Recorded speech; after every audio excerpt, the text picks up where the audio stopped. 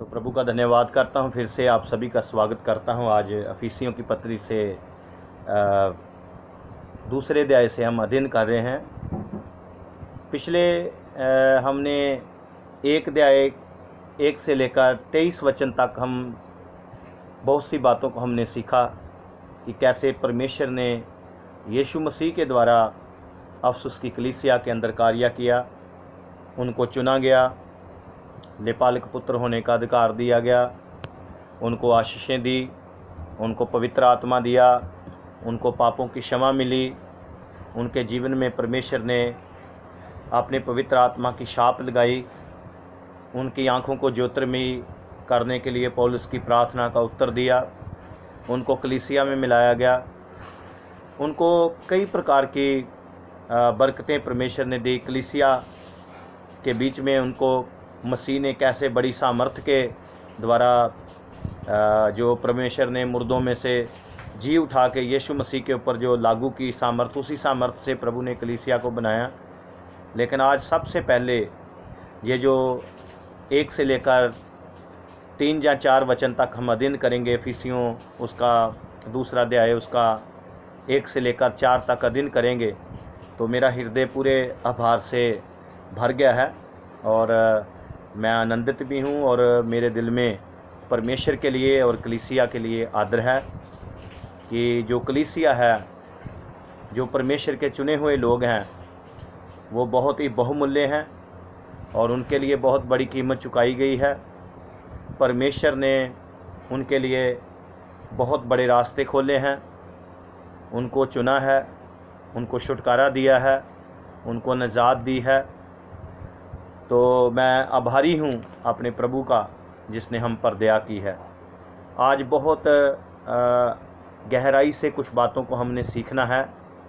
जब हम पहला वचन पढ़ेंगे तो उसमें ऐसा लिखा है, उसने तुम्हें भी जिलाया जो अपने अपराधों और पापों के कारण मरे हुए थे। उसने तुम्हें भी जिलाया जो अपने अपराधों और पापों के कारण मरे हुए थे। अब फिर से ध्यान से सुनिए, यहाँ पर पौलुस रसूल 1 से लेकर 3 अध्याय तक हम अध्ययन कर रहे हैं, तो अभी दूसरे अध्याय में आके कलीसिया को कह रहा है कि परमेश्वर ने तुम्हें जिंदा किया, यीशु मसीह ने तुमको जिलाया जो तुम अपने अपराधों और पापों के कारण मरे हुए थे। तो कुछ बातें हम इसको देखेंगे वचन से। परमेश्वर ने यहाँ पर बहुत बड़ा कार्य परमेश्वर ने यीशु मसीह के द्वारा किया है। तो यहाँ पर कुछ बातें मैं आपको बोलूँगा, आप बड़े आदर के साथ इनको सुने। इस बात को जानना बहुत ज़रूरी है कि हर एक मनुष्य पापी है। जब तक इस बात का हमें ज्ञान नहीं होता, हमें अपने छुटकारे के बारे में, हमें अपनी निजात के बारे में, उसकी वैल्यू के बारे में पता नहीं लगेगा। पौलुस रसूल यहाँ पर कलीसिया के लोगों को इस बात के बारे में जानकारी दे रहा है कि परमेश्वर ने आपको जिंदा किया है, आप जिलाए गए हो यीशु मसीह के वसीले के द्वारा, आपको जीवन मिला है यीशु मसीह के वसीले के द्वारा। तो पाप के कारण संसार में मृत्यु आई। ये मृत्यु 3 प्रकार की मृत्यु यहाँ पर हम देखते हैं। पहली है आत्मिक मृत्यु, दूसरी है शारीरिक मृत्यु, तीसरी है अनंत काल की मृत्यु। तो हम उस मृत्यु के बारे में बात करेंगे जो इंसान की पाप की वजह से आदम के समय में हुई। वो थी अनआज्ञाकारिता के कारण। लेकिन रोमियो जो है 5 से लेकर 7 तक अध्ययन करते हैं, तो वचन कहता है कि सब के ऊपर जो पाप है वो राज्य करने लगता है, वो राजा बन जाता है हर एक व्यक्ति का। तो फिर आत्मिक जीवन को वो प्रभावित करता है। तो शैतान जो है वो पाप के द्वारा लोगों के ऊपर राज्य करता है, अंधकार की ताकतों के द्वारा। तो रोमियो की किताब 5वें अध्याय से लेकर 7वें अध्याय तक हम जब पढ़ते हैं, तो शैतान जो है लोगों के ऊपर अधिकार करता है, पाप राज्य भी करता है, अधिकार भी रखता है। अफसुस की कलीसिया के लिए पौलुस जब बड़ी बड़ी आशाओं के बारे में बोलता है तो साथ ही उनको ये भी याद दिलाता है कि तुम अपने आप जीवित नहीं हुए, यीशु मसीह ने तुम्हें जिलाया है। एक पापी जो पाप में मरा हुआ है उसको दोबारा प्रभु यीशु मसीह ने जीवन दिया है। दोबारा से जीवन केवल यीशु मसीह के द्वारा ही संभव है और किसी के द्वारा जीवन संभव नहीं है। यीशु मसीह के वसीले से ये जीवन संभव है। और अपराधों और पापों से उनकी आत्मिक मृत्यु हो गई थी और सभी जो थे वो परमेश्वर की महिमा से रहत थे। तो अफसोस के लोग ये कैसे जिलाए गए, कैसे उनको जीवन मिला, ये आप बड़े ध्यान से सुनिए। आप अपनी गिरी हुई हालत को समझें,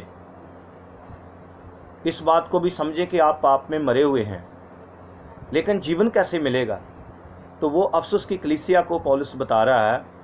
पहला है कि यीशु मसीह के लहू के द्वारा, एक साथ में उन्हें पौलुस ने सिखाया था, हमने अध्ययन किया था कि यीशु मसीह के लहू के द्वारा हमें पापों और अपराधों की क्षमा मिली है। कैसे जीवन मिलता है।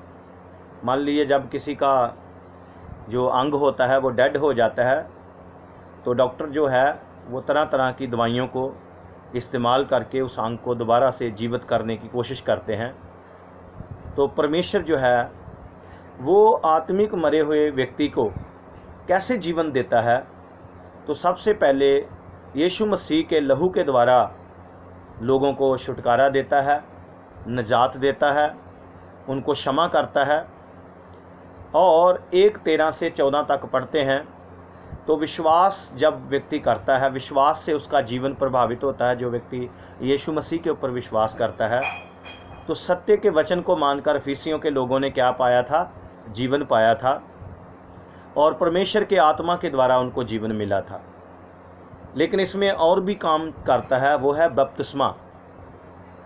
कुलसियों की पत्री उसका 2 अध्याय उसके 12 और 13 वचन को जब पढ़ते हैं तो उसमें यही लिखा है कि तुम बपतिस्मा के द्वारा जब पानी का बपतिस्मा लेते हैं तो उसमें कहता तुम गाड़े गए और यीशु मसीह के ऊपर परमेश्वर पिता की योजना के ऊपर आप विश्वास करके इस रीति से परमेश्वर ने आपको दोबारा से जिंदा किया है।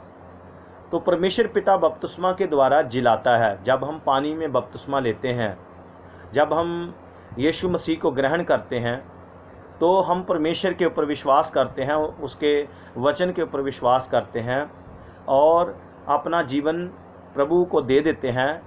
तो जैसे एक मुर्दे को गाड़ दिया जाता है, दफन किया जाता है, वैसे ही परमेश्वर ने हमारे मरे हुए जीवन को एक बार पानी की कब्र में दफन कर दिया।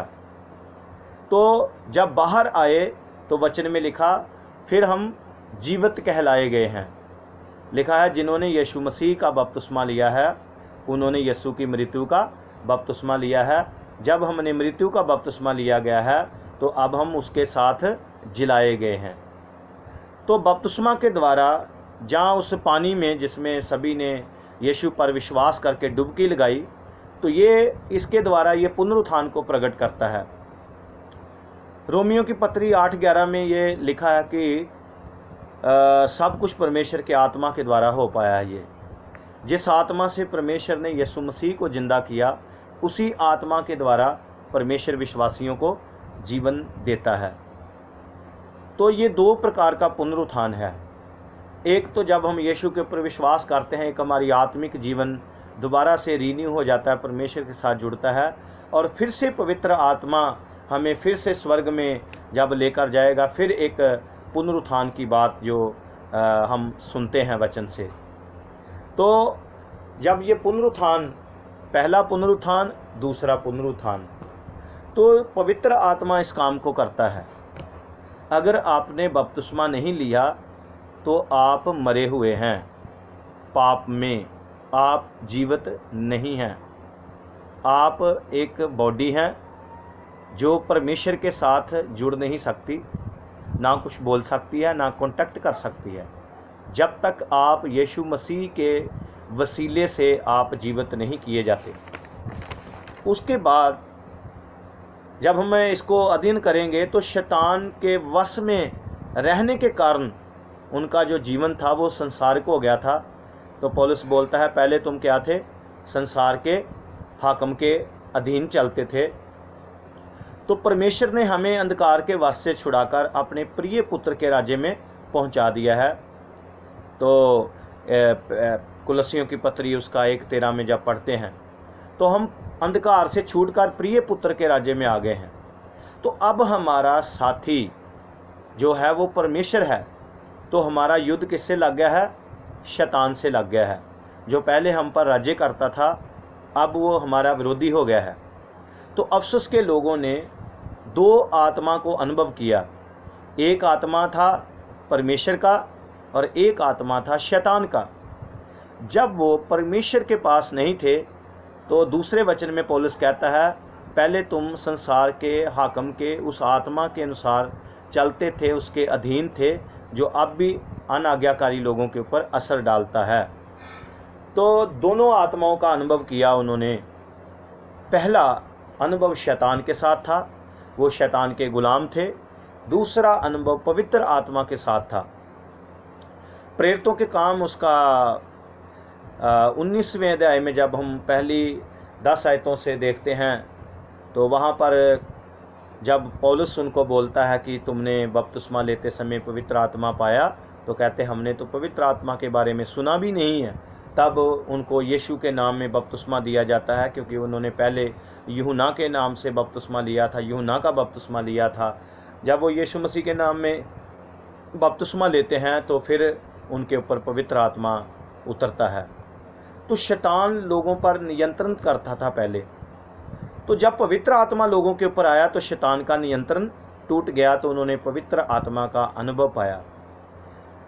तो क्या आप शैतान से और पाप से छुटकारा प्राप्त करना चाहते हैं? क्या सचमुच में आप इसलिए बैठे हैं कि आपको छुटकारा चाहिए? तो आपको यीशु मसीह के वचन के अनुसार आपको बपतिस्मा लेना है। परमेश्वर की आपको आज्ञा माननी पड़ेगी, आपको बपतिस्मा लेना पड़ेगा। आपको परमेश्वर के वचन को आगे फैलाने के लिए उसकी आज्ञा माननी पड़ेगी। प्रार्थना और वचन को थामना पड़ेगा। अफसुस कलीसिया के लिए परमेश्वर ने ऐसा क्यों किया? हमारे लिए परमेश्वर ने ऐसा क्यों किया? क्यों वो हमें जीवित करना चाहता है? कारण उसका ये है कि हम उसकी रचना है और परमेश्वर के हाथों में हैं, और परमेश्वर ने हमें रचा है और परमेश्वर नहीं चाहता कि हमारा नाश हो। तो परमेश्वर हमें बचाना चाहता है। इन वचनों से हम देख सकते हैं कि परमेश्वर मनुष्य जाति के छुटकारे के लिए बहुत बड़ी कीमत चुकाता है, और उसका विशाल हृदय है, और वो उसकी क्षमा बहुत बड़ी है। वापस वो लोगों को स्थिर करता है और फिर से ऊंचा करता है। इन वचनों में मैं अनुभव के साथ आपको बताना चाहता हूँ कि अफसुस की कलीसिया जो थी वो आत्मिक रीति से वो लोग मरे हुए थे, और परमेश्वर ने उनको यीशु मसीह के वसीले से जीवित किया। आज हम जब आगे बढ़ेंगे, सीखेंगे, वचनों को अध्ययन करेंगे, तो आप बड़े गौर से इन बातों का ध्यान से अध्ययन करना है कि ये लोग मरे हुए थे तो परमेश्वर ने इनको जीवित कर दिया। तो इसमें हम क्या समझ सकते हैं? इसमें हम देख सकते हैं कि परमेश्वर जो है वो जीवन का मूल है, वो जीवन का रचने वाला है, वो जीवन दाता है, वो जीवन देता है, वो जीवन बख्शता है। वो मृत्यु नहीं चाहता, वो जीवन चाहता है, वो जीवन देने वाला परमेश्वर है। तो यहाँ पर जब संगति से बाहर रहने वालों का जो चित्र है वो कैसा था, वो 1 से 3 तक जो वचन पौलुस सिखाता है उसमें बताते हैं कि मसीह को जानने से पहले अफसुस की कलीसिया कैसी थी। सबसे पहले वो मरे हुए थे। जब सारदिस की कलीसिया को परमेश्वर प्रकाशित वाक्य में चिट्ठी जाती है तो कहता तू अपने आप को जीवित तो कहता है, लेकिन है तो मरा हुआ। तो वो परमेश्वर के सामने चलते तो थे, लेकिन जिस रीति से उनका परमेश्वर के साथ लगाव होना चाहिए था वो लगाव नहीं था। तो ये जो लोग थे जो पहले पापों में, अपने अपराधों में मरे हुए थे, तो स्वभाव के द्वारा पाप और शैतान मतलब उनके जीवन में राज्य कर रहा था। जब वो मसीह में नहीं थे। कई वक्त यहाँ पर जितने लोग बैठे हैं, मैं आपसे ये पूछना चाहता हूँ, क्या आप सचमुच में परमेश्वर के साथ जुड़ने के लिए बैठे हैं? क्या आपके अंदर इस बात का अनुभव है कि आप पापी हैं और आपको मुक्ति की ज़रूरत है? क्या आप इसलिए बैठे हैं कि आप परमेश्वर आपको आज़ाद करे? तो ये वचन बिल्कुल आपके लिए है। परमेश्वर चाहता है कि आप आज़ाद किए जाएं। परमेश्वर चाहता है कि आप छुटकारा पाएं, लेकिन आपको अनुभव लेना पड़ेगा इस बात का।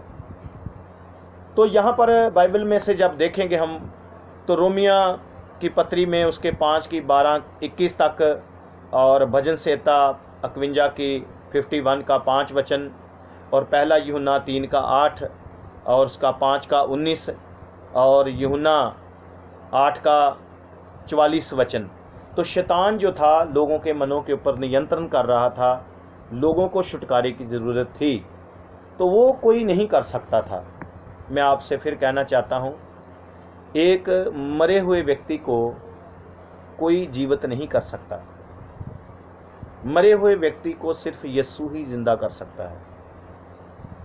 यीशु मसीह के बिना आपको पाप से कोई भी नहीं निकाल सकता। तो मैं आज हृदय के गहराइयों से आपको बोलना चाहता हूँ, आपको घुटने टेक के प्रार्थना की ज़रूरत है। परमेश्वर को धन्यवाद दीजिए, परमेश्वर के सामने आइए, टूटे दिल से आइए, उसको कहो प्रभु मुझे ग्रहण कर। वो आपको ग्रहण करने के लिए तैयार है। तो पौलुस उनको याद दिलाता है कि उसने तुम्हें मृतकों में से जीवित किया है जब तुम अपने पापों और अपराधों में मरे हुए थे। तो पवित्र शास्त्र में 7 चीज़ें मरी हुई हैं। पहली, मरे हुए जीवित मनुष्य। पहले कौन है? मरे हुए जीवित मनुष्य। है तो जीवित हैं, लेकिन है कौन से हैं? मरे हुए हैं। और इसका 2 का 1 और 5, मत्ती की इंजील 8 और उसका 22, दूसरा करंथियों 5 और उसका 14वां वचन, कुलस्सियों की किताब उसका 2 और 13 वचन में जब पढ़ेंगे तो उसमें भी लिखा है तुम पहले मुर्दा थे। पहला कुरंथियाँ 5 का 6, मुर्दा थे, जीवित तो थे लेकिन है मुर्दा। और दूसरा जीवित मृत मनुष्य, रोमियो की किताब 6 का 2, 7 का 14, कुलस्सियों की पत्री 2 का 20 और 3 का 3, और दूसरा तिमोथियस 2 का 11, कि पहले हम भी ऐसे ही मरे जीवित मृत मनुष्य थे। तीसरा, मरी हुई देह। बाइबल में मतलब लिखा है कि आत्मा जो है देह के बिना मरी हुई है। रोमियो की पत्री 8 का 10 वचन। मरे हुए शरीर, मरे हुए शरीर, याकूब की पत्री उसका 2 का 26वां वचन, यूहन्ना 5 उसका 28 और 29। मरे हुए काम, ये भी बाइबल इनको मरे हुए काम कहती है। तो मरे हुए काम इब्रानियों की पत्री 6 का 1 और 9 का 14वां वचन। मरा हुआ विश्वास, एक होता जीवित विश्वास, एक होता है मरा हुआ विश्वास। याकूब की पत्री उसका 2 का 17वां वचन और 20 और 26 वचन। और उसके बाद 7वां है मरा हुआ पाप। रोमियो की पत्री 7 का 8 वचन आप पढ़ सकते हैं। तो पापी मनुष्य का परमेश्वर के साथ संगति रखना असंभव है। परमेश्वर से हर एक व्यक्ति अलग हो गया है पाप के कारण। यशायाह की किताब उसका 59 चैप्टर उसका वर्स 2 उसका 59 अध्याय 2 वचन ये कहता है कि तुम्हारे पापों ने तुम्हारे परमेश्वर से तुम्हें अलग कर दिया है, तुम्हारे हाथ बुराई से भरे हुए हैं, तुम गुनाहगार हो, परमेश्वर के साथ संगति नहीं हो सकती। आपको दोबारा से जीवन की ज़रूरत है। तो यहाँ पर एक शब्द है, कहता तुम अपने पापों और अपराधों में उसने तुम्हें भी जलाया जो अपने अपराधों और पापों के कारण मरे हुए थे। तो अपराधों के लिए एक शब्द इस्तेमाल किया गया है यूनानी भाषा में, पैरापटोमा।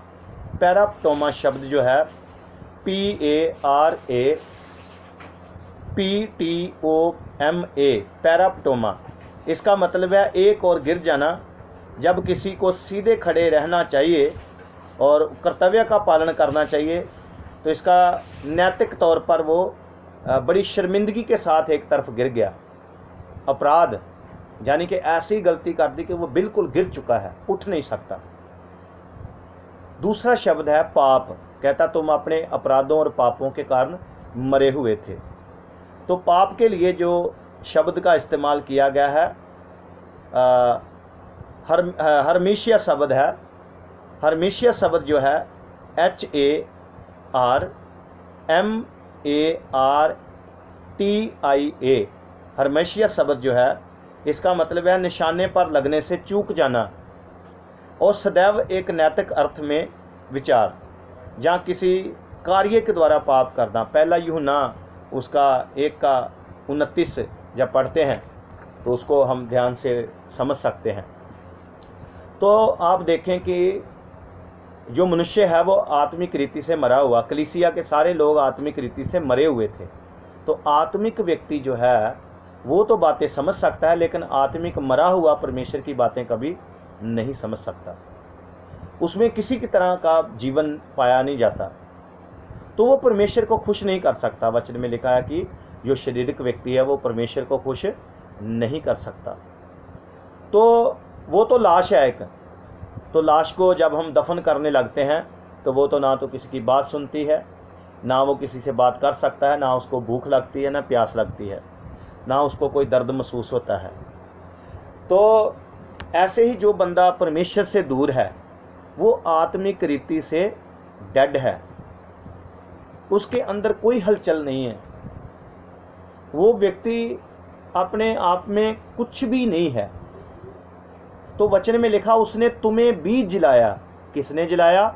यीशु मसीह ने, परमेश्वर के पुत्र ने।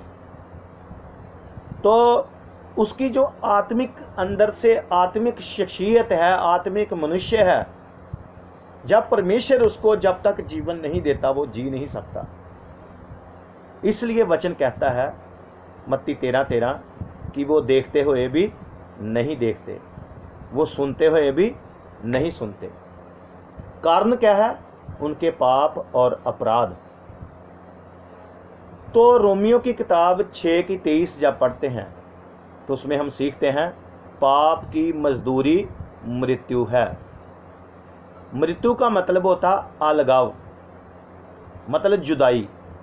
जब एक व्यक्ति मरता है तो उसकी रूह जो है वो निकल जाती है, तो शरीर वहीं पड़ा रहता है, इसको बोलते हैं जुदाई। यानी कि ये जो कलीसिया के लोग थे ये पहले परमेश्वर से जुदा थे, पहले शैतान के कब्जे में थे ये लोग। और वचन कहता है याकूब की पत्री 2:26 कि जैसे आत्मा शरीर से अलग हो जाती है तो शरीर डेड हो जाता है, वैसे ही क्या है जो व्यक्ति आत्मिक रूप से परमेश्वर के साथ नहीं जुड़ा हुआ वो उससे अलग है। तो आत्मा जो है जब शरीर से अलग हो जाती है तो जिसको जुदाई बोलते हैं। तो अविश्वासी जो लोग हैं वो बीमार नहीं है, मुर्दा है वो। जो बंदा परमेश्वर के ऊपर विश्वास नहीं करता वो मरा हुआ है। आपको समझना पड़ेगा मेरे भाई, अगर आपके ब्रदर ने बपतिस्मा नहीं लिया वो मरा हुआ है। मेरी बहन, अगर आपका पति बपतिस्मा नहीं लिया वो मरा हुआ है। अगर आपके पापा ने प्रभु को ग्रहण नहीं किया वो मरा हुआ है और वो मुर्दा है। उसको दोबारा सुरजीत करने की ज़रूरत नहीं है, उसको जलाए जाने की ज़रूरत है।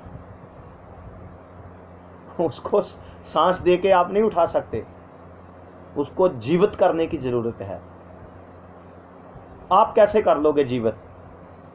जब तक आप खुद नहीं जिंदा हो जाते, आप जीवित परमेश्वर के साथ उसको जोड़ नहीं देते। किसी को यीशु मसीह ने कहा था, जब तक तुम मेरे पास नहीं आ जाते तब तक तुम्हें जीवन नहीं मिलेगा। इसलिए जो कोई यीशु मसीह के पास आता है, यीशु उसको जिंदा करता है। आप मुझे कई यहाँ पर जितने भी लोग सुन रहे होंगे, मैं आपसे एक नम्रता के साथ निवेदन करना चाहता हूँ। आप में से कई लोग हैं जो सिर्फ फॉर्मेलिटी के लिए वचन सुन रहे हैं। आपको ना तो चर्च में आने का, ना तो आपका प्रार्थना में आगे बढ़ने का मन है, शायद आपका मन बपतिस्मा लेने का नहीं है। तो आपको आज का वचन बड़े ध्यान से सुनना चाहिए। कई लोग हैं, उनको परमेश्वर ने अवसर दिया कि मैं उनको जिंदा करूंगा, लेकिन उन्होंने ठुकरा दिया। मैं बड़े आभार के साथ, बड़ी इज्जत के साथ आपको ये वचन सुना रहा हूँ। अगर आपने यीशु को ग्रहण नहीं किया, आप एक मुर्दा हैं और आप में जीवन नहीं है। आपका जीवन अगर यीशु के बिना ऐसे ही इस पृथ्वी पर ख़त्म हो गया तो आपको अनंत काल की मृत्यु का सामना करना पड़ेगा। उस वक़्त आपके साथ कोई नहीं होगा, उस वक़्त आपका साथ देने वाला कोई नहीं होगा। इसलिए यीशु मसीह खुदा का बेटा, वो आपको जीवन देगा। आपको आज ही फैसला करना पड़ेगा। मैं आपको बड़े प्रेमी हृदय से यही कहना चाहता हूँ कि आपको जीवन की ज़रूरत है। आज लोग जो डॉक्टर हैं वो मरीजों को कह रहे हैं वैक्सीन लगवाओ, मास्क लगाओ, तुम और 2-3 साल जो तुम्हारी ज़िंदगी है वो बच जाएगी। क्यों डॉक्टर इस बात को कहते हैं? क्योंकि वो जीवन बचाना चाहते हैं। किसी के नुकसान के लिए ये वो बातें नहीं बोलते। लेकिन मैंने सुना है कि हमारे इंडिया में भी कई वक्त डॉक्टर जब लोगों को बोलते थे कि तुम अपना इस चीज़ का परहेज रखो, मास्क लगाओ, टेस्ट कराओ, तो कई गाँव में जाके जब वो गए तो लोगों ने उनको मारा, उनको पीटा, उनकी बेइज्जती की, उनके खिलाफ बोला। ऐसे ही अगर आप नम्रता से वचन नहीं ग्रहण करेंगे तो आप परमेश्वर के दासों के खिलाफ बोलेंगे, तो फिर ये विपत्तियों को रोकने वाला कोई नहीं है। मैं आज आपको बताना चाहता हूँ कि सारे भटके हुए जितने भी पापी हैं सारे मुर्दा हैं। अगर आपके पास बैठे बहन भाई ने यीशु मसीह को ग्रहण नहीं किया तो आप बिल्कुल डेड हैं और मुर्दा हैं, और मुर्दे को सिर्फ जलाए जाने की ज़रूरत है। आपको आज फैसला करना है कि आपने मुर्दा ही रहना है या जीवित हो जाना है। जब लूका की इंजील उसका 15 का 24 वचन पढ़ते हैं तो वहाँ पर बाप जो कहता है मेरा बेटा मर गया था, अब ये जीवित हो गया है। जब वो अपने पाप से मुड़ा, जब वो अपनी गलतियों से मुड़ा, जब उसने तौबा की, तब उसको जीवित कहा गया है। जब तक आप तौबा नहीं करते, जब तक आप मसीह के पास नहीं आ जाते, तब तक आप मुर्दा हैं और डेड हैं। अब मैं आप विश्वासियों से एक सवाल करना चाहता हूँ, क्या आप एक डेड लड़की से शादी करेंगे? क्या आप एक डेड लड़के से शादी करोगे? आज मसीहत खराब करने वालों की भी घटी नहीं है। वो कहते कोई बात नहीं है, लड़की को बाद में जिंदा कर लेंगे, अभी तो ठीक है। बस पास्टर जी, लड़का ना अभी प्रभु को नहीं मानता, लेकिन नौकरी बड़ी अच्छी करता है, काम बड़ा अच्छा है, घर भी बड़ा अच्छा है। लेकिन मुझे बड़े दुख के साथ बोलना चाहता है कि बहन, वो मुर्दा है, वो डेड है, वो पाप में मरा हुआ है। और मुर्दे के साथ शादी करोगे तो फिर ख्यालों में तो फिर मुर्दे ही आएंगे। ये जो कलीसिया के लोग थे, इनको यीशु मसीह ने जिंदा किया अपने पवित्र आत्मा के द्वारा। इसलिए हर एक भटका हुआ पापी मुर्दा है। मुर्दा लड़की के साथ आप क्या करोगे बताओ, जिसको परमेश्वर का पता ही नहीं है। जिसको खुदा का कोई पता ही नहीं है, जिसको मुक्ति का कोई अनुभव नहीं है। आप मुर्दे के पास जाते हो, सभी जाते हैं हम, तो कितना उसके पास हाथ पांव मारते हैं। कई लोग तो पैसे भी चढ़ाते हैं, कई लोग घी डालते हैं, कई लोग उनके साथ कई प्रकार का रीति रिवाज करते हैं, लेकिन मुर्दे को इसका कोई भी फर्क नहीं पड़ता।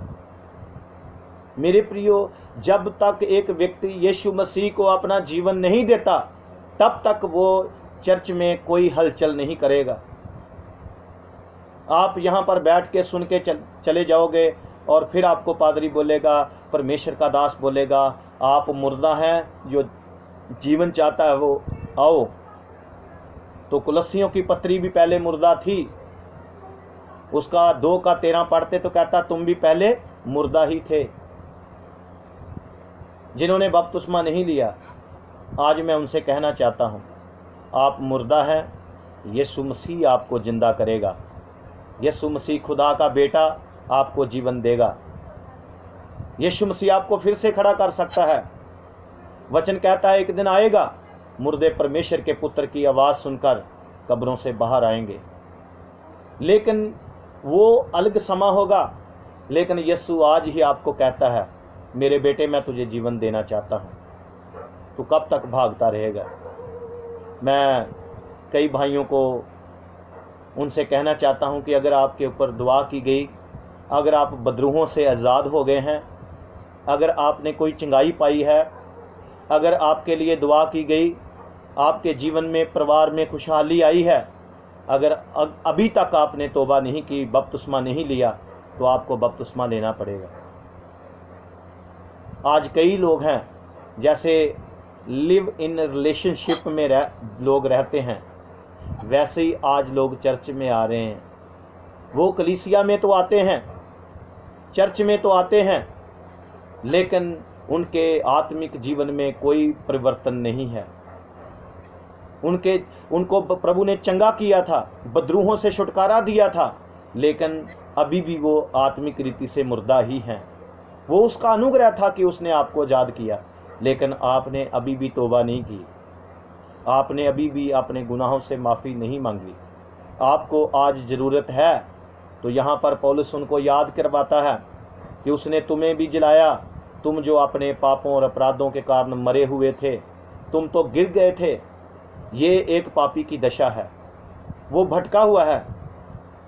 और जब पहला तीमुथियुस उसका 5 का 6 पढ़ते हैं तो वचन यही लिखा है कि जो विधवा जीते जी भोग विलास में पड़ गई, वो जीवते जी मर गई। वो तो परमेश्वर ऐसे कई लोगों को मरे हुए कहता है।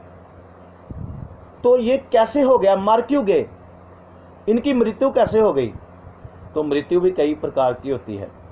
अगर दुनियावी तरीके से मैं आपको बताऊं तो एक मृत्यु होती है जो बंदा अपनी उम्र भोग के आराम से मर जाता है, किसी के एक्सीडेंट के द्वारा, किसी की जहर निगलने के द्वारा, किसी का बुरी बीमारी लगने के द्वारा, किसी की शैतानी ताकतों के द्वारा, किसी को मार दिया जाता है ना।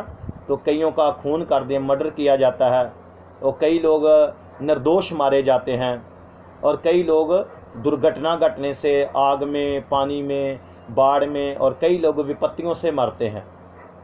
लेकिन हम जहाँ पर देखते हैं कि ये जो आत्मिक मृत्यु है ये कैसे आ गई, तो परमेश्वर का वचन उत्पत्ति से शुरू करते हैं तो वहाँ पर हम सीखते हैं कि परमेश्वर ने आदम को कहा था जब तू उसका फल खाएगा तो मर जाएगा। लेकिन वो था तो 930 साल तक जीवित रहा आदम, लेकिन उस वक्त उसको पता नहीं था कि आत्मिक मृत्यु क्या होती है। तो जब वो आत्मिक रीति से मर गया तो परमेश्वर ने उसको बाहर निकाल दिया। जब तक उद्धारकर्ता परमेश्वर का पुत्र आके जीवन ना दे तब तक कोई बच नहीं सकता। इसलिए दूसरा वचन हम देखेंगे तो क्या हुआ वहाँ पर, अफिसियों की किताब का 2 अध्याय का दूसरा वचन हम देखेंगे तो उसमें हमें उसका और भी पापी व्यक्ति का स्वभाव नज़र आएगा कि क्या हो गया था। जिनमें तुम पहले इस संसार की रीति पर आकाश के अधिकार के हाकिम अर्थात उस आत्मा के अनुसार चलते थे जो अब भी आज्ञा ना मानने वालों में कार्य करता है। ये क्यों मर गए थे? जिनमें तुम पहले इस संसार की रीति पर, उनका जीवन कैसा था? संसारिक। जब वो पापों में मरे हुए थे तो संसारिक, जब वो गुनाहों में मरे हुए थे तो संसार की रीति पर चलते थे। आज अगर आपने प्रभु यीशु मसीह का वचन सुना है तो आप अपने जीवन को पहचाने। मैं यही आपसे कहना चाहता हूँ, क्या आप संसार के रीति के साथ चलते हैं या परमेश्वर की रीति के अनुसार? दूसरा, क्या आप परमेश्वर की रीति के साथ चलना चाहते हैं या संसार की रीति के साथ? तो पौलुस इनको कहता है, जिनमें तुम पहले इस संसार की रीति पर आकाश के अधिकार के हाकिम उस आत्मा के अनुसार चलते थे जो अब भी आज्ञा ना मानने वालों में कार्य करता है। तो वो मरे किस रीति से थे? वो शैतान की आज्ञा मानते थे। आज्ञा ना मानने वाले यानी कि जो परमेश्वर की आज्ञा नहीं मानते थे, उनके ऊपर शैतान ने कब्जा किया। इसका मतलब ये नहीं है कि उन्होंने जानबूझकर कहा कि शैतान तू आके मुझ पर कब्जा कर ले, लेकिन इन सब ने क्या किया था? परमेश्वर की आज्ञा को तोड़ दिया, पापों के कारण, अपराधों के कारण, गलतियों के कारण। तो एक वचन में आपके सामने 1 कुरिन्थियों 6:11 में से आपके लिए बोलना चाहता हूँ, बड़े ध्यान से इसको सुनना है। 1 कुरिन्थियों 6:11, तुम में से कितने ही ऐसे थे, परंतु तुम प्रभु यीशु मसीह के नाम से और हमारे परमेश्वर के आत्मा से धोए गए और पवित्र हुए और धर्मी ठहरे। हालेलुया। यही है वचन कहता है, तुम में से कितने ऐसे ही थे। कैसे थे वो? अन आज्ञाकारी, विभिचारी, पुरुषगामी, वैश्यागामी, मूर्ति पूजक, बलवा करने वाले, पर स्त्रीगामी, लुच्चे, पुरुषगामी, चोर, लोभी, पियक्कड़, गाली देने वाले, अंधेर करने वाले। तो पहले हम ऐसे ही थे। क्यों थे ऐसे? क्योंकि शैतान हमारे ऊपर राज्य करता था। मैं आज यीशु मसीह के नाम में आपके ऊपर इस बात को बोलता हूँ कि आप आज़ाद हो जाएं यीशु के नाम में। यहाँ पर जितने भी लोग वचन सुन रहे हैं, वो शैतान और उसकी ताकतों से आज़ाद हो जाएं यीशु के नाम में। ये लोग जो थे पहले ऐसे थे। कुरिन्थियों की कलीसिया भी ऐसी ही थी। इनमें से चर्च में लोग आते थे, लेकिन पौलुस ने उनको भी याद कराया कि तुम में से भी कई लोग ऐसे ही थे पहले। आज मैं आपसे भी पूछना चाहता हूँ, हम भी जब प्रभु यीशु मसीह को नहीं मानते थे, हम भी ऐसे ही थे। हमें भी शैतान चलाता था, हमें भी अंधकार चलाता था, हम भी परमेश्वर की आज्ञा मानने के लिए तैयार नहीं थे।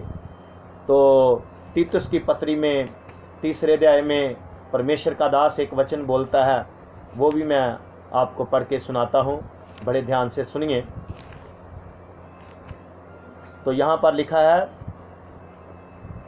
पर जब हमारे उद्धारकर्ता परमेश्वर की कृपा मनुष्यों पर उसका प्रेम प्रकट हुआ, तो उसने हमारा उद्धार किया, वे धर्म के कामों से नहीं जो हमने आप किए, पर अपनी दया के अनुसार नए जन्म के स्नान और पवित्र आत्मा के नए बनाने के द्वारा हुआ, जिससे उसने हमारे उद्धारकर्ता प्रभु यीशु मसीह के द्वारा हम पर अधिकताई से उंडेला, जिससे हम उसके अनुग्रह से धर्मी ठहकर अनंत जीवन के आशा के अनुसार वारस बने। तो बाइबल में लिखा है इसके 3 वचन में, क्योंकि हम भी पहले निर्बुद्धि, आज्ञा ना मानने वाले, भ्रम में पड़े हुए, विभिन्न प्रकार की अभिलाषाओं, सुख विलास के दास्तव थे, बैर भाव और डाह में जीवन व्यतीत करते थे और घृणित थे और एक दूसरे से बैर रखते थे। तो ये एक एटीट्यूड है एक मसीही बंदे जो प्रभु को जब नहीं जानते थे। तो यहाँ पर 2 आत्माओं की बात पौलुस करता है। कहता तुम पहले कैसे थे? पहले तुम मरे हुए थे, और दूसरा क्या था? तुम्हारे ऊपर शैतान का राज्य था।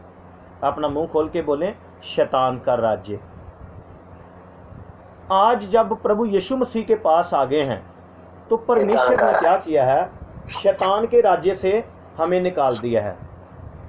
कुलुस्सियों की पत्री 1:13 में जब पढ़ते हैं तो परमेश्वर ने हमें शैतान के राज्य से, अंधकार के राज्य से छुड़ा लिया है।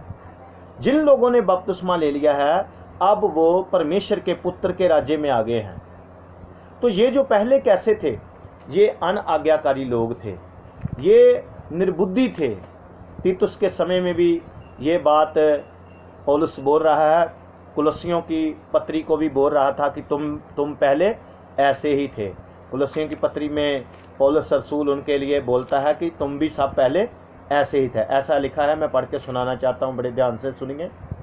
तुम भी जब इन बुराइयों में जीवन बिताते थे, इन्हीं के अनुसार चलते थे। तो जो बंदा आपके मतलब जानी कि जो आपका राजा होगा वही आपको चलाएगा। तो लोगों को, अफिसस के लोगों को कौन चलाता था? शैतान। जब वो यीशु के पास आए तो उनका राजा कौन हो गया? यीशु मसीह, खुदा का बेटा। पहले उनके ऊपर शैतान का आत्मा कार्य करता था, अब उनके ऊपर पवित्र आत्मा काम कर रहा है। लेकिन यहाँ पर पौलुस उनको 1 से 3 वचन तक बताता है कि उनकी हालत कैसी थी। यीशु मसीह के आने से पहले एक व्यक्ति की हालत कैसी होती है। यहाँ पर जो हम वचन सीखते हैं, कहता तुम भी इन्हीं के अनुसार चलते थे और ऐसा ही बुराइयों में जीवन तुम व्यतीत करते थे। और एक वचन मैं आपको पढ़ाना चाहता हूँ, 1 कुरिन्थियों 5:8 में, उसमें भी एक वचन ऐसा लिखा है, उसको बड़े ध्यान से सुनिए आप। इसलिए आओ हम दास्तों में आनंद मनावें, ना तो पुराने खमीर से, ना बुराई, ना दुष्टता के खमीर से, परंतु सच्चाई और सच्चाई की अखमीरी रोटी से। और यहाँ पर लिखा है कि हम आनंद मनाएं। पुराने खमीर यानी कि पहले खमीर वाला जीवन था, पहले पाप से भरा हुआ जीवन था। तो यहाँ पर बाइबल को हम पढ़ रहे हैं तो इफिसियों की किताब में पौलुस रसूल बता रहा है, परमेश्वर का दास, कि यीशु मसीह ने तुम्हें इन्हीं बातों से जिंदा किया है। इसी बात से तुम्हें परमेश्वर ने छुड़ाया है, इसी बात से परमेश्वर ने आपके ऊपर दया की है। मैं आगे बढ़ूंगा जल्दी। तो यहाँ पर वो पौलुस उनके लिए बहुत बड़ी बातें बोलता है, मैं आपके लिए बोलना चाहता हूँ। तो वो क्यों ऐसा कर रहे थे, उनका ऐसा जीवन क्यों था, क्यों शैतान ने उनके ऊपर कब्जा कर लिया? तो 3 चीज़ें हैं जो उनको अनआज्ञाकारी बना रही थी। सबसे पहले संसार। तो संसार जो है वो संसार की रीति पर चलते थे, उसी के ऊपर जोर देते थे। रोमियो की पत्री 12:2 में लिखा है, तुम इस संसार की रीति पर नहीं चलो, इस संसार की रीति पर ना चलो, क्योंकि परमेश्वर ने तुम्हारा मन नया कर दिया है, अब नए मन की रीति पर चलो। तो संसार जो है ये आपको अनआज्ञाकारिता में बढ़ावा देता है। संसारिक लोग जो हैं वो बोलते हैं कि सेवा करने का कोई फ़ायदा नहीं है, बैठ जो, कोई बात नहीं है, एक दिन की संगति से कुछ नहीं होता, अरे बपतिस्मा ले लेंगे, कोई बात नहीं। संसार की रीति पर चलते हैं लोग, संसार के रीति रिवाजों को मान के अपने आप को धर्मी समझते हैं। तो संसार जो है ये हमें अनआज्ञाकारिता में बढ़ाता है। यूहन्ना की इंजील 8:33 में यीशु मसीह ने उसको इस संसार का कहता मैं नहीं हूँ। यीशु मसीह 17:14 में भी यूहन्ना में बोलते हैं कि ना ही उसके लोग इस संसार के हैं, ना ही यीशु मसीह इस संसार का है। पर अविश्वासी लोग जो हैं अपनी सोच और समझ के साथ वो अनजान पुने में उन बातों के साथ जो संसारिक हैं उसी के साथ वो प्रभावित होते हैं, अज्ञानता के साथ लोगों के पीछे चलते हैं। आपको यीशु ने जिंदा किया है तो आपको अपनी हर बात यीशु मसीह के वसीले से ही करनी है, आपको वचन के अनुसार चलना पड़ेगा अगर आपको परमेश्वर ने जिंदा किया है। दूसरी बात है शैतान। तो यहाँ पर लिखा है अब भी उसका आत्मा अनआज्ञाकारी लोगों के ऊपर असर डालता है। तो उसका आत्मा अनआज्ञाकारी लोगों के, जानी कि वो उसके बच्चे बन गए हैं, अनआज्ञाकारी की संतान। तो शैतान ने आकाश में जो अपना राज्य स्थापित किया है, परंतु वे दुष्ट आत्माओं के द्वारा, अंधकारों के द्वारा और अधिकारियों के द्वारा लोगों के ऊपर कब्जा करता है। किन के ऊपर कब्जा करता है? जो परमेश्वर की अनआज्ञाकारिता करते हैं, जो परमेश्वर की आज्ञा नहीं मानते। तो यूहन्ना की इंजील उसका 12 का 31 में भी लोगों के बारे में परमेश्वर ने अनाज्ञाकारी के बारे में बताया गया कि कैसे संसार के लोग अनाज्ञाकारी बनते हैं। तो शैतान जो है अनाज्ञाकारी है, वो परमेश्वर की आज्ञा नहीं मानना चाहता और ना ही वो आपको मानने देगा। मैं आपसे एक बात सवाल करना चाहता हूँ, मेरी बहन बपतिस्मा लेना चाहती हो ना? किसी से पूछने की ज़रूरत नहीं, किसी से भी नहीं। मेरे भाई, यीशु के पीछे चलना है, किसी को पूछने की ज़रूरत नहीं। संसार और शैतान आपके विरोधी हैं, वो आपको नहीं चलने देंगे, वो आपके जीवन को बर्बाद करना चाहते हैं। अगर कोई परमेश्वर के पीछे नहीं चलता, आप अपना क्रूस उठाएं, यीशु के पीछे चलें, यीशु के पीछे चलें, अपने जीवन को उसको दे दें, संसार की रीति पर ना चलें। यूहन्ना की इंजील 8:44 में लिखा है कि वो झूठ का पिता है। वो आपको झूठ बोलेगा कि कोई बात नहीं, 6 महीने बाद बपतिस्मा ले लेंगे, कोई बात नहीं अगले, और एक दिन यही झूठ आपको ख़त्म कर देगा। मैं उन लोगों को कह रहा हूँ जिन्होंने अभी भी बपतिस्मा नहीं लिया, अगर आपने तौबा नहीं की, मैं आपको परमेश्वर का सेवक होने के नाते चेतावनी देता हूँ, इस बार तो लॉकडाउन में बच गए, अगली बार अगर बंदा नहीं बना तो अगर तेरा नंबर लग गया ना, तो आपने देख लिया ना, कोरोना वालों के पीछे तो सगे भी नहीं जाते मुड़ के। तो तौबा कर, बंदा बन जा। ये जो तो भागा जाता है ना परमेश्वर के दासों के सामने से, एक दिन तुझे परमेश्वर के दास ही बपतिस्मा देंगे। परमेश्वर का धन्यवाद करो कि आपको प्रभु ने सेवक दिए हैं जो अपना घर बार छोड़ के आपके घरों में दुआ करने आते हैं। आप परमेश्वर के साथ खिलवाड़ ना कीजिए, झूठ को अपने जीवन में आने ना दीजिए, सच के पीछे चलिए। सच्चाई यीशु मसीह है, खुदा का बेटा यीशु मसीह है वो। और उसके बाद है तीसरा जो हमें अनाज्ञाकारिता के बारे में ज़्यादा बोलता है, वो है शरीर। तो शरीर जो है, जो जिस हम देह में रहते हैं, तो शैतान बहुत से लोगों के दिमाग में क्या है, कंट्रोल करता है। कई लोगों का दिमाग कंट्रोल करता है, कैसे? जैसे फ़ोन के द्वारा। उसने बड़े बड़े विश्वासी कंट्रोल कर लिए इन दिनों में। कई मैं ना आपको बात बोलना चाहता हूँ, जब आप हॉस्पिटल में जाते हैं ना, कोई घर से बीमार हो जाता है तो सारा परिवार ही जाते हैं हॉस्पिटल में। जाते कि नहीं? हाथ खड़ा करो मेरे साथ जो सहमत है।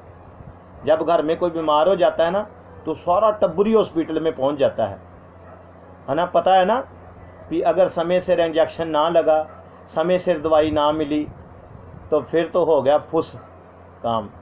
तो सारा टब्बरी भाग जाता है, किसके पीछे? एक व्यक्ति को बचाने के लिए। मैं आपको एक बात बोलना चाहता हूँ, सिर्फ शरीर को बचाने के लिए आप जाते हैं, उसकी आत्मा कैसे बचेगी? क्या सारा परिवार चर्च में आके रो के दुआ करोगे कि मेरे पापा को बपतिस्मा दे दीजिए, मेरी मम्मी को बपतिस्मा दे दीजिए, मेरे भाई को बपतिस्मा दे दीजिए, मेरा पापा पाप और अपराध में मरा हुआ है, वो डेड है, मेरा पति मरा हुआ है, उसको बपतिस्मा दीजिए, मुझे चाहिए बपतिस्मा। लेकिन कई लोगों का शैतान शरीर कंट्रोल कर लेता है। कई लोग होते हैं ना, चंगे हो गए हैं, उनको चंगाई मिल गई, चमत्कार है, अभी भी कहते मैंने नहीं अभी बपतिस्मा लेना, अभी मैं जर्दा मलता हूँ, अभी मेरे से तम्बाकू नहीं छूट रहा है ना। कई लोग कहते हैं अभी मेरे से ना कभी कभी मैं थोड़ी थोड़ी लगा लेता हूँ, इसलिए जब छूट जाएगी ना तो क्या होगा, मैं फिर बपतिस्मा ले लूँगा। अभी ना मैं सिद्ध पुरुष नहीं बना, जब मैं सिद्ध पुरुष बन जाऊँगा, बड़ा पक्का हो के बपतिस्मा लूँगा। ओए पक्का तुझे यीशु मसीह करेगा, अपने आप नहीं तू पक्का हो सकता, अपने आप तू मजबूत विश्वासी नहीं बन सकता, अपने आप तू अपना बचाव नहीं कर सकता, तुझे एक मुक्तिदाता की ज़रूरत है। तो अनाज्ञाकारिता के लिए संसार आपको बहकाता है, आपके दोस्त बहकाएंगे, आपके रिश्तेदार आपको बहकाएंगे, आपको आपके जो जहाँ आप रहते हो वहाँ के लोग आपको, गांव वाले बहकाएंगे कि आओ पाप के रास्ते में चले, आओ शराब पियो, नशे करो, माड़े काम करो। यहाँ पर ये लोग भी ऐसा ही कर रहे थे। अंधकार के जकड़े हुए थे ये लोग। इनका शरीर जो था ये शैतान के लिए क्या बन गया था, एक हथियार बन गया था।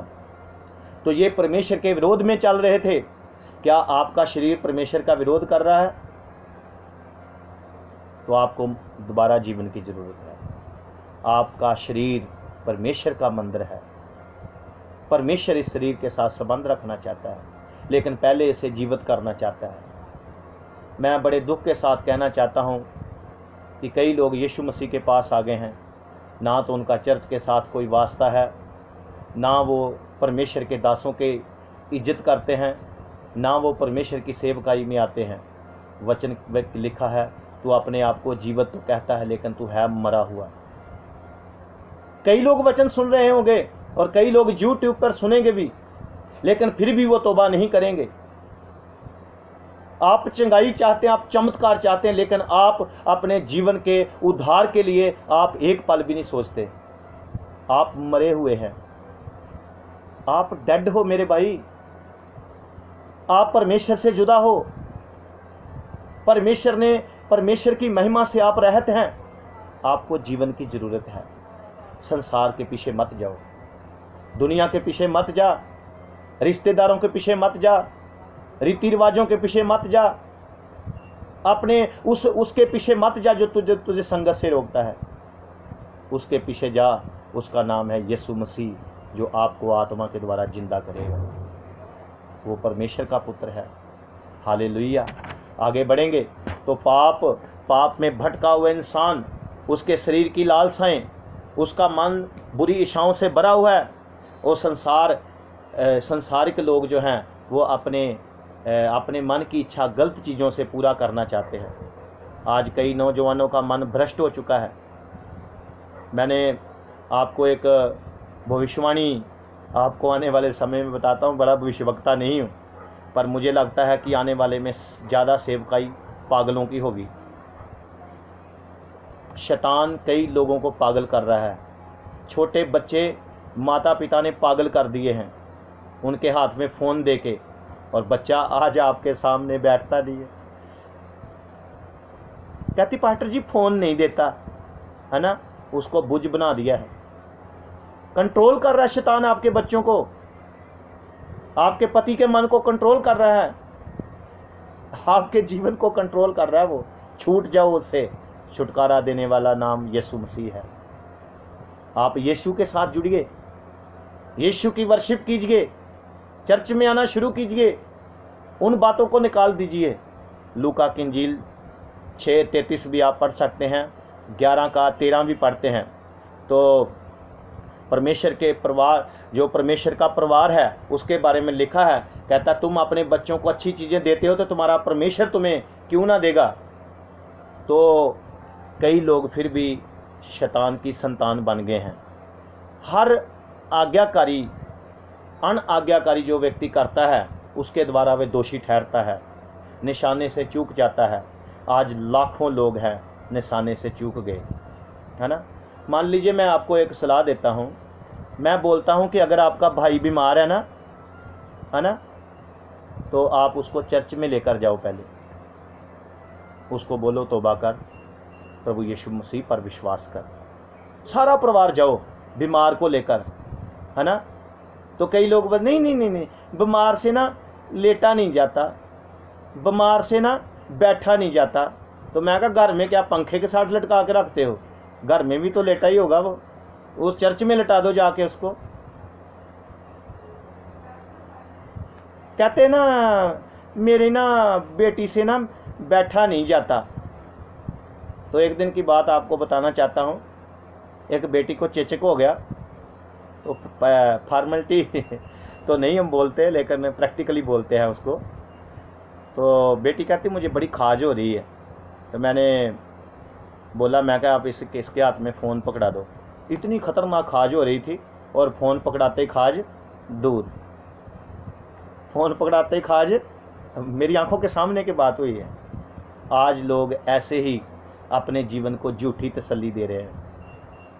आज कई लोग ऐसे ही सोच रहे हैं, कोई बात नहीं मेरा बेटा ऐसे ही बच जाएगा, कोई बात नहीं मैं ऐसे ही स्वर्ग चली जाऊंगी, कोई बात नहीं मैं ऐसे ही बच जाऊंगा। ऐसे नहीं, जब तक कोई स्कूल नहीं जाता, पढ़ाई नहीं कर सकता, जब तक कोई गुरु नहीं है, तब तक कोई शिक्षा नहीं है। आप आइए, जीवन पाइए।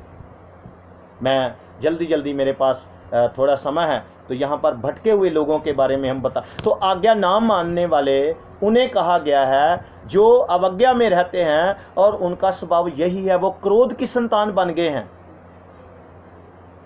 बाइबल में लिखा 3 वचन में, वो क्रोध की संतान है।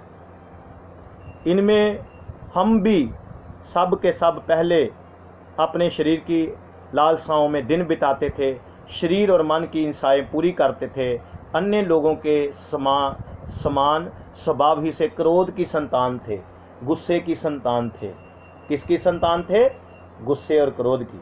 जैसे यूहन्ना और याकूब को कहा गया मरकुस 3 और उसका 17 में बोला है, गर्जन के पुत्र। प्रेरितों के काम 4:36 में पढ़ते हैं तो बरनबास को शांति का पुत्र कहा गया। तो यानी कि उनका नेचर था, जैसा वो एटीट्यूड दिखाते थे, वैसे ही उनके एटीट्यूड के बारे में बोला गया है। तो इन लोगों का जो जीवन था अनआज्ञाकारी था। मैं आपसे कहना चाहता हूँ, क्या आप आज्ञाकारी हैं? क्या आप बपतिस्मा लेना चाहते हैं? कितने लोग आज्ञा मानना चाहते हैं यीशु मसीह के नाम में?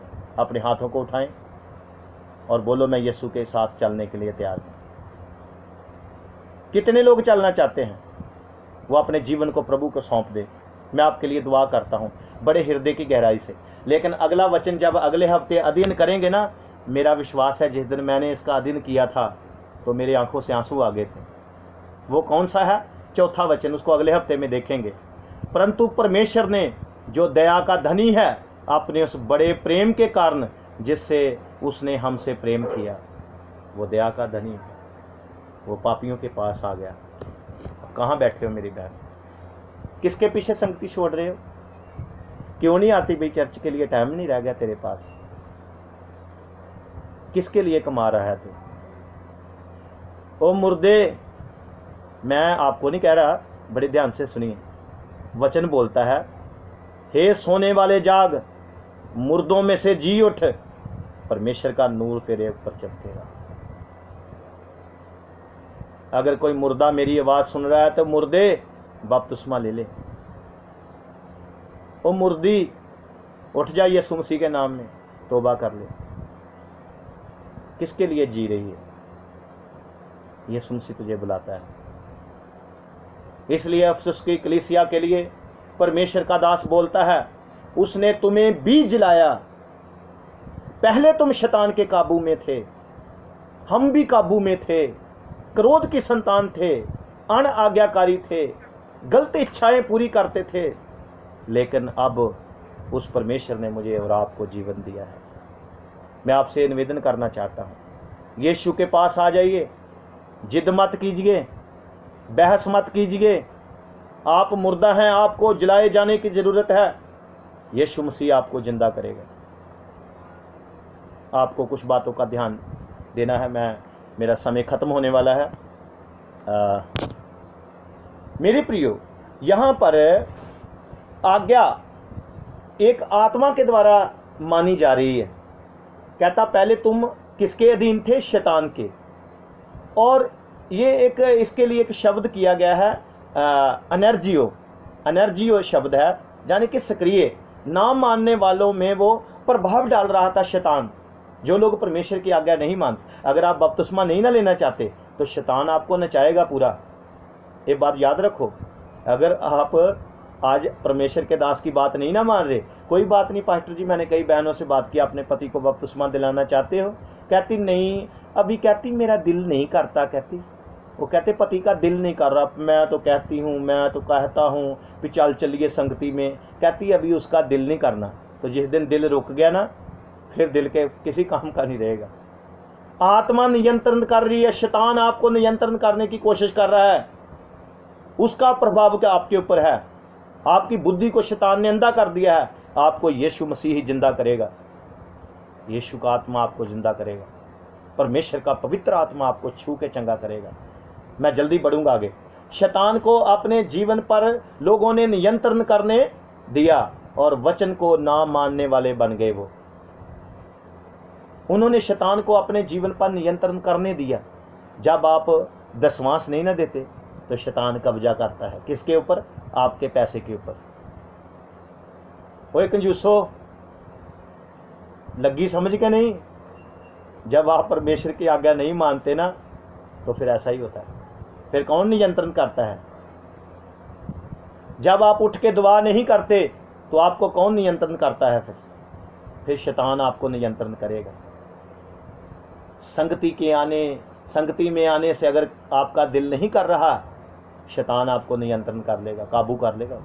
इसलिए जितना हो सके प्रभु के पास आएं। प्रभु आपको नियंत्रण करना चाहता है। प्रभु को कंट्रोल दे दीजिए, इस देह का, इस बॉडी का, इस शरीर का, उसी को अपना राजा बनाइए। वो अपने पवित्र आत्मा के द्वारा आपको कंट्रोल करेगा।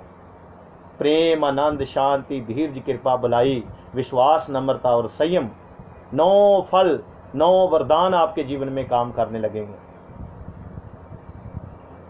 इब्रानियों की किताब 11:31, आज्ञा ना मानने वालों के साथ क्या होगा? लिखा है कि वो जो व्यभिचारण और थी, राहाब वैश्या जो थी, वो आज्ञा ना मानने वालों के कारण नष्ट नहीं हुई। वो उनके साथ नहीं गई, वो किसके साथ गई? आज्ञा मानने वालों के साथ। आपने किसके साथ चलना है चर्च में? आज्ञा, चाहे आपका भाई है, चाहे पापा है, चाहे मम्मी है, जो आज्ञा नहीं मानते उनके साथ अलग हो जाइए। आज मैं आपको चेतावनी देता हूं, अगर आप जीवन चाहते हैं, उन मित्रों को, उन दोस्तों को, उन गलत चीज़ों को अपने जीवन से बैकफुट पर कीजिए, उसको साइड कर दीजिए। चाहे कोई भी रिश्ता है जो आपको परमेश्वर से दूर लेकर जा रहा है, जो आत्मा आपको नियंत्रण कर रहा है, जो आप और परमेश्वर के बीच में है, उसको उठा के बाहर फेंक दीजिए, तब आपको जीवन मिलेगा। आगे बढ़ते हैं, जल्दी खत्म करूंगा। अफसुस की कलीसिया, उसका अफिसियों की पत्री 4:27 में लिखा है, शैतान को मौका ना दो। और 6:10-12 में लिखा है, शैतान हमारा शत्रु है, वही हमारा विरोधी है। हमारी लड़ाई, हमारा युद्ध परमेश्वर ने सेट कर दिया है। तुम्हें शैतान के ऊपर विजय पानी है, शैतान को जीतना है, आपने शैतान के ऊपर फतेह डालनी है। परमेश्वर आपके साथ है, यीशु मसीह आपके साथ है, खुदा का बेटा आपके साथ है, वही आपको जिंदा करेगा। वो आपके साथ है, वो आपको जीवन देना चाहता है।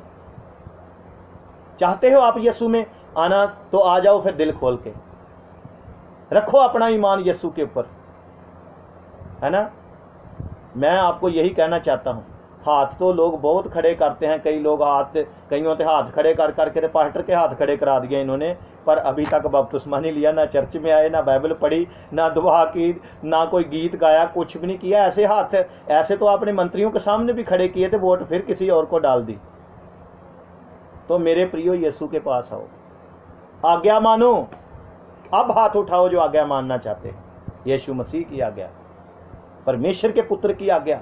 तो इस हफ्ते जब चर्च लगेगा, आगे बढ़ के रो के दुआ करनी है, प्रभु मैं मुर्दा हूँ, मैं पापी हूँ, मुझे जिंदा कर, मुझे उठा परमेश्वर। हालेलुया।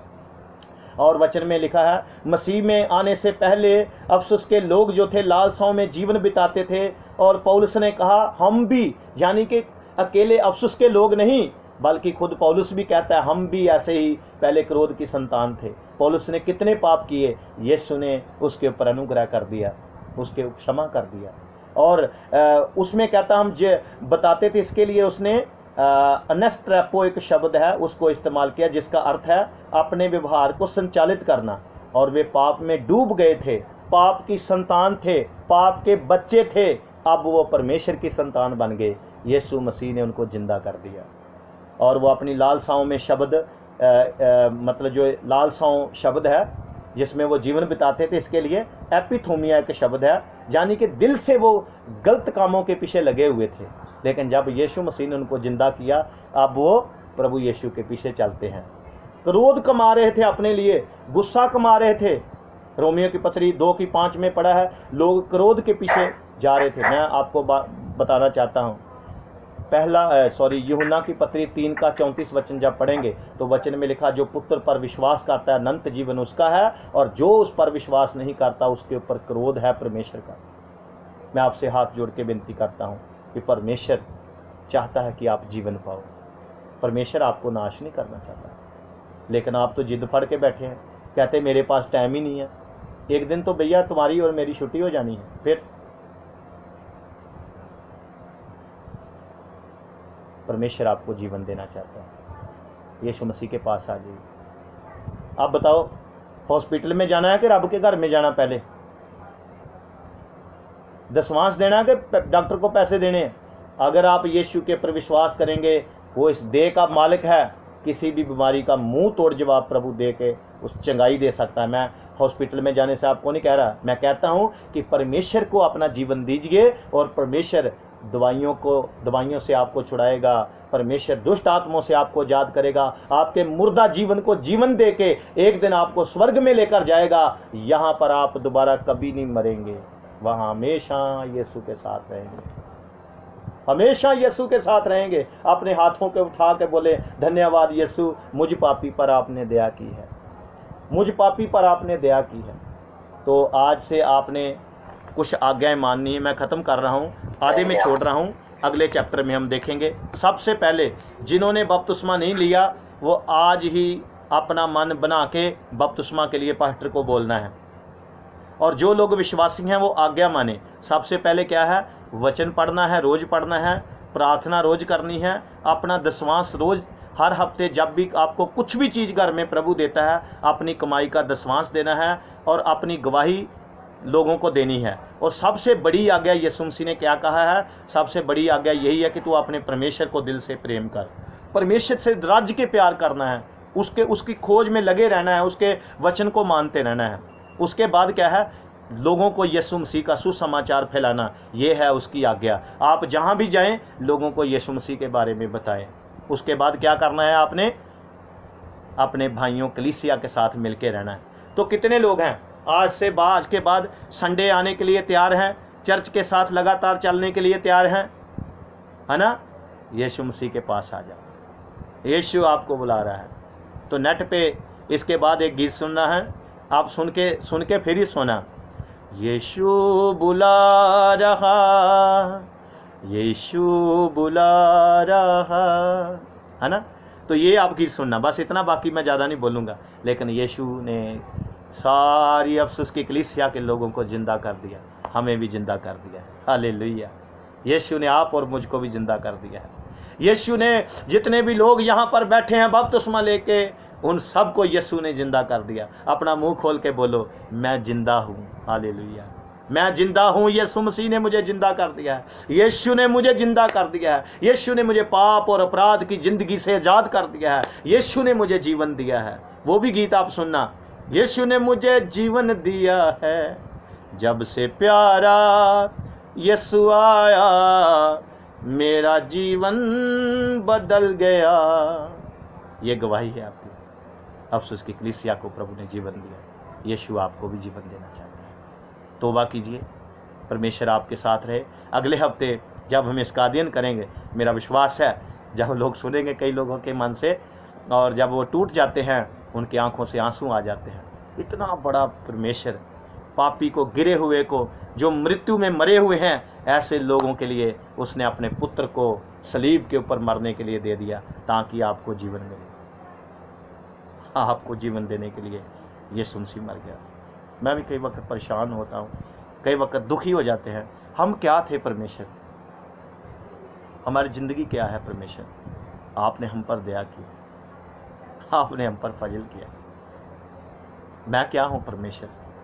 मुझ जैसे पापी को आप ढूंढने के लिए आए, मेरे जैसे गुनाहगार को परमेश्वर अपनी सेवा दी है। मैं कई वक्त रोता भी हूँ परमेश्वर के सामने। क्या आप प्रभु यीशु को अपना जीवन देंगे? आज ही मन फिराएं। यीशु मसीह आपको आशीष दे। Thank you, God bless you. आज के वचन के द्वारा सारी कलीसिया को, सारे प्रभु के बेटे बेटियों को आशीष दे। जय मसीह की। पास्टर जी, आपकी कलीसिया से